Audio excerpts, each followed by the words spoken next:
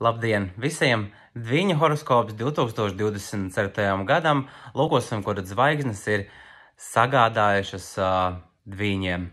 Šī gadā atceries, kad līdzsvars būs zelta vērts. Noteikti sagatavo arī pierakstu kladi, lai savos plānos un iecerēs iekļautu tabulu, kur ērti varētu sarakstīt gan plusus, tā arī mīnusus. No tā attiecīgi arī varēsi vieglāk veikt izvēles, lai tās nesagādātu kādas vilšanās. Var nākties kādam parakstīt svarīgus līgumus, dokumentus, un tur arī īpaši izpēti visu, lai viss ir precīzi.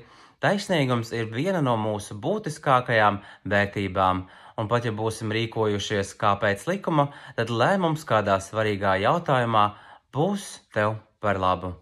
Pieņem kādus lēmumus, lai izrautos no nevēlamām situācijām un arī sajūtām. Nepieciešams ir domāt, vairāk racionāli un emocijas nolikt malā. Tas palīdzēs mierīgi un nosvērti pieņemt lēmumus, ievies arī bilanci, lai saskatītu jomu, kura ir likta novārtā. Tās sakārtošana palīdzēs iegūt vajadzīgo harmoniju, lai priecīgs un izdevies šis 2024. gads visiem viņiem. Paldies un čau! Atā!